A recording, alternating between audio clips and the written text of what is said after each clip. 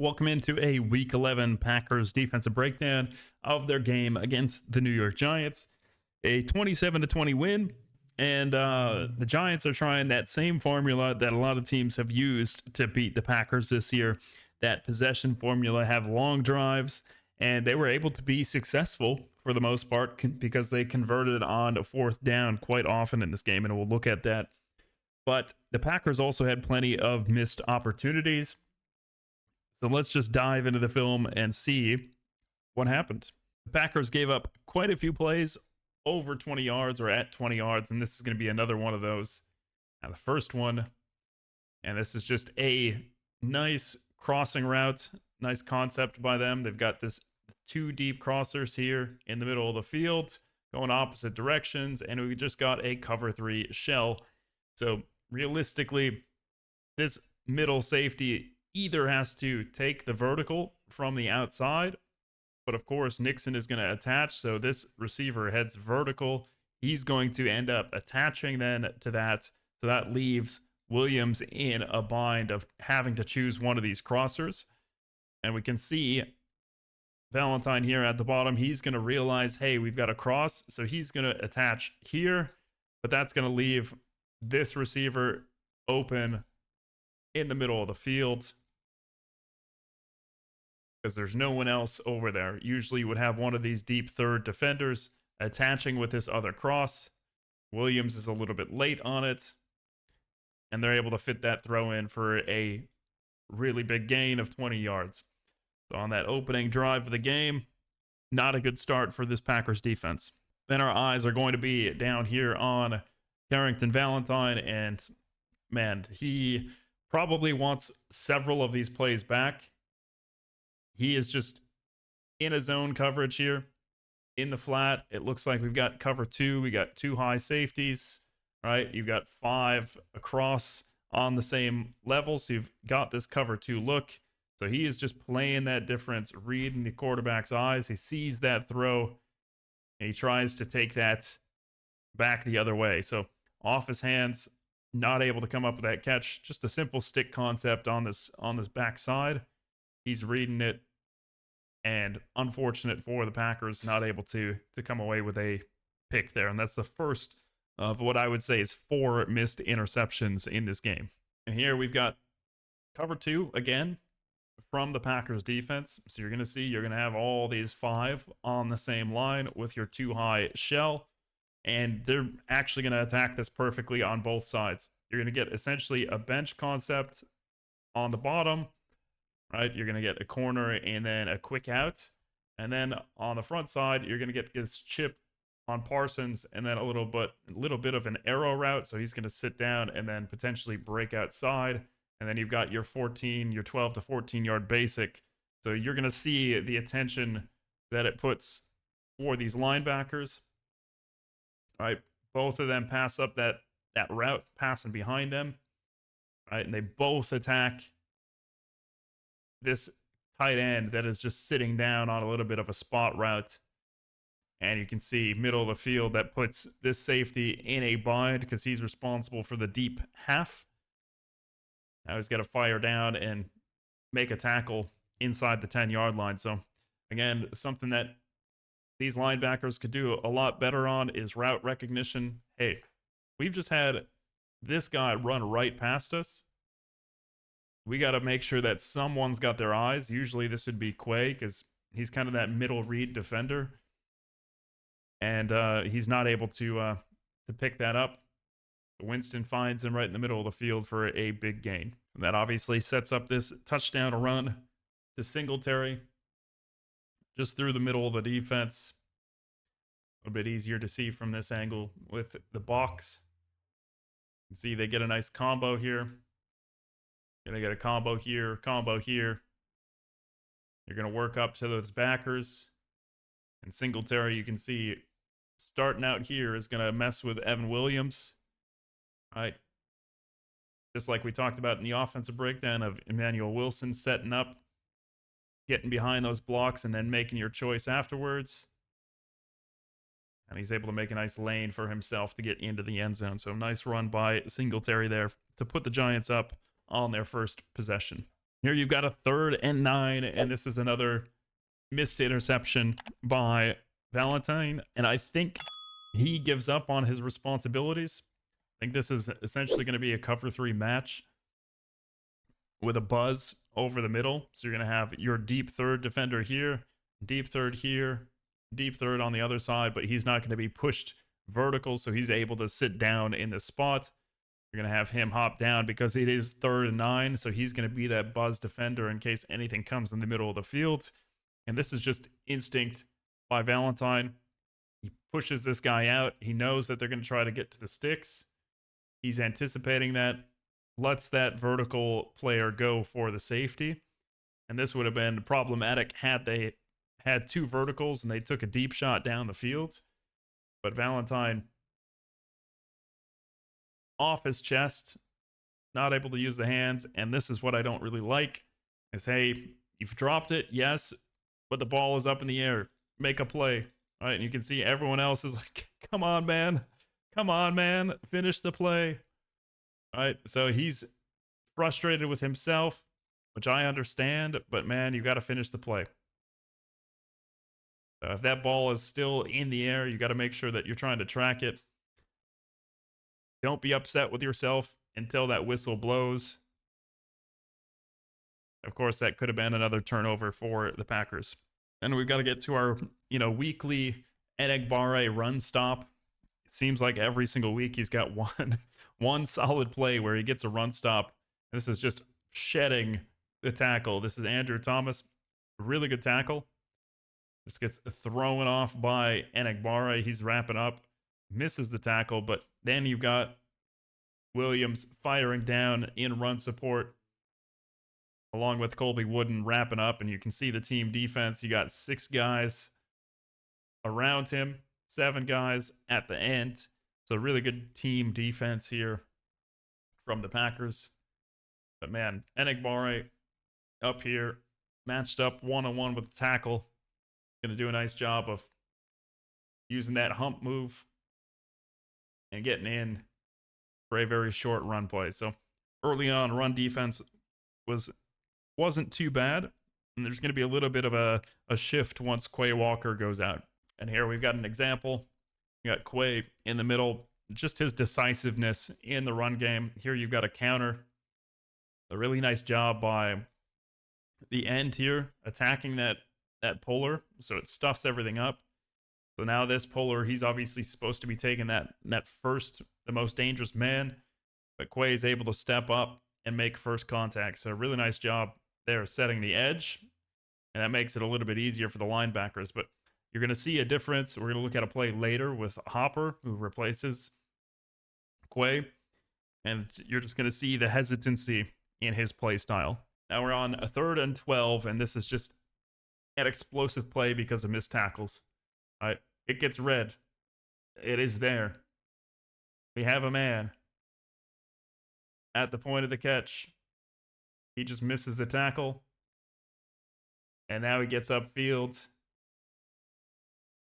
and he's going to get a huge gain, a 20-yard gain. And this is just unfortunate from Cooper, not able to wrap up because that would be a stop, but instead they're able to continue this drive. That's a big hit by Williams there at the end. And with just under 2 minutes to go, you had a pass interference on McDuffie that puts the Giants in on the 1-yard line, and then you have a negative 1-yard rush. But now you've got this play. You have 3 backs essentially with a defensive tackle. All right, so defensive tackle, tight end. You've got another tight end up here. You get a nice push. Even though Cooper's able to get there to wrap him up, he's just falling forward, making sure that he crosses that line, getting into the end zone. And that's going to tie it up 13-13. Here you've got one of these 4th downs. Winston's able to find a receiver here and move the chains. And this is a good job by Winston, feeling that pocket, stepping up, and then finding his receiver. And that is a pretty good throw, almost tipped by McKinney. Get a couple decent plays in this one. He's able to find his receiver, and that receiver has good instinct here because he's breaking this route off, sails inside. He's helping his quarterback, and Winston's able to find him, keeping his eyes up downfield. Then I want to pay attention to Cooper here. I wish I could see the other angle, the other end zone angle here, because I think this is a textbook hold. This is not a rip move. You're protected as an offensive lineman if there's a rip move, but this is textbook around the waist. Should be a hold. Still able to put pressure on the QB. And that does look like it gets tipped by Nixon as well. Or not Nixon. Cooper. And it's still completed for a first down. Then you kind of have the turning point here with Quay's injury. He comes in, he takes on the blocker, and able to make a run stuff here, but you're going to see immediately checking that shoulder. But just see the instinct, realizing, hey, we've got this ISO. We've got this blocker coming in. He's going to try to isolate me. He takes it head on, pushes him backwards, and able to make a nice run stuff there. But, we'll take a look at a play in a few plays, looking at Hopper and his instincts, which are not going to be the same, but hopefully Quay is going to be fine with that shoulder injury. We've got just about 2 minutes left in the third quarter. Another fourth down attempt, and this is just going to be huge by the pass rush, the relentless attack of Parsons. Able to get there for a half sack wrapped around his feet. And it's just that speed rush off the edge. Right? Speed to power. Uses that arm, extends it. Just drives the tackle back. He's going to break that off and wrap up Winston around the waist. McDuffie wouldn't come in to clean it up in the end. So a nice fourth down sack for the Packers. Eyes at the bottom of the screen now here. This is going to be the third missed interception by the Packers defense. This is just your kind of stick concept. Kind of a snag concept, actually. A little bit of a spot here. All right, he's just sitting down. You're going to get a deep corner in the flat. They're trying to get a levels on the outside. And this is just thrown to the outside of the receiver. Bullard has it. But McDuffie, obviously running downhill, trying to make a play, is going to blow that up. All right, didn't want his teammate to get an interception. Instead of having the ball near the red zone for a scoring drive here in the fourth quarter, just going to fall incomplete. So unfortunate for this Packers defense. And you can see Bullard not very happy that he doesn't come down with that. All right, here we've got Hopper. He's down here, obviously coming in at that weak side linebacker at will position. McDuffie replaced Quay in the middle. What we can see, this just is a really good push by the Giants. So I wouldn't say that this is necessarily a bad rep by Hopper because there are so many bodies. But I think just the instincts of the flow of the play, that this would be recognizable as a gap scheme because you've got the puller here. You've got this heavy down block, this wave of offensive players pushing the defense downhill. So you should recognize that it's going to be this gap scheme. I think he's a little bit hesitant because he's trying to stay as this forced defender on the backside in case there's a cutback. And he's not able to see where the running back goes. So he's going to be a little bit late recognizing that, but he's still able to wrap him up. You know, this ends up going for 8 yards. And that was a really good push by this Giants offensive line. So the fact that, you know, this only goes for 8 is a testament to the tackle here wrapping up, making sure that he's sound in his fundamentals. But you'll see it from this angle as well. All right. There's so many bodies. And there is a seam there. Able to get there and wrap him up. And we have a 1st and 10 play action. Giants have been running the ball really, really heavy. Just getting down the field, running it, chewing the clock. So you're going to open up this first down with a deep shot. And this is covered. There's just no reason. You've got a 2-man route.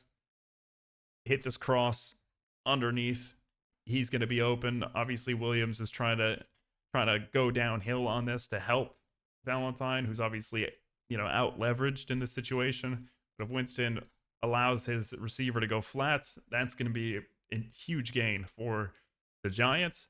But instead, he's going to launch this up, right, into double coverage, which is the typical Jameis way. And this gets tipped by McKinney. And that's what's going to throw off Nixon. He's not able to track it after that tip. And of course, he's frustrated that he's not able to come down with it. Watch it from the end zone angle as well. It's a little bit clearer. You see that tip right here by McKinney is just enough to throw off that track of Nixon, and he's not able to come down with it. So that is the 4th missed interception by this Packers defense. Now you've got another 4th down conversion. This is a 4th and 2. This is just out leveraging, getting on the inside, right, putting a receiver at the sticks because the defense is going to be defending those sticks. We got a traditional cover 3 here. So a corner that's in zone matching up with that route, outside leverage. That dig is just going to be open pretty much each time. So you'd like the safety to be a little bit, lower, understanding the situation, but he does have to respect in case that receiver goes over the top and it's a post. So you would like to see that he's coming more downhill on this because there are no deep threats behind him. And instead, they're inside the 10-yard line, and then this is going to lead to a quarterback sneak for a touchdown. And we got 2 more plays. Last 2 plays for the Packers defense, they forced 2 turnovers. So a lot of missed turnovers in this game, but last 2 plays, they're able to get some turnovers. This, I don't know how it's not a false start, but keep your eyes on Jameis. This, to me, he's kind of falling backwards before the snap. So just kind of rocking back there. And then you get the wrong route. So I think the Giants get bailed out that they don't call that a false start. And I think Jameis is expecting him to cross the face of the safety because obviously that's at least going to get him a first down. And the receiver's just not on the same page. Williams sees that throw the entire way, anticipates it, able to come down with it for the game-sealing interception. And of course, you get the very last play. We'll just get right into it. You got the sack fumble. There's nothing really open downfield. There's 10 seconds left. And then you get Micah Parsons coming in with that sack fumble, sealing the game. And I'm really glad that the Packers have a player like this that can kind of get active at the end of the game, preventing that Hail Mary chance to tie the game and potentially go for 2 if they're able to complete that. So Parsons sealing that game with the sack fumble, Gary getting that fumble recovery, and the Packers walk away with a win. So overall, some things could improve. The Giants didn't really have too many explosive runs. It was mostly coming through the air that they had some explosive plays, so that definitely could be cleaned up by the Packers. But overall, I mean, if they had all these missed interceptions, 4 potential missed interceptions, this game looks completely different. Right? Packers need to start getting turnovers. They got 2 in those last 2 plays, but they've had many opportunities to turn the ball over, and they just haven't been able to convert. So once this defense is able to start forcing turnovers, it's going to be a scary, scary defense. But we'll see what happens next week. You have the Vikings, who have been hot and cold, inconsistent. See how this game goes. And then, of course, you've got a short week taking on the Lions for Thanksgiving. So thank you guys for watching, and I'll see you in the next video.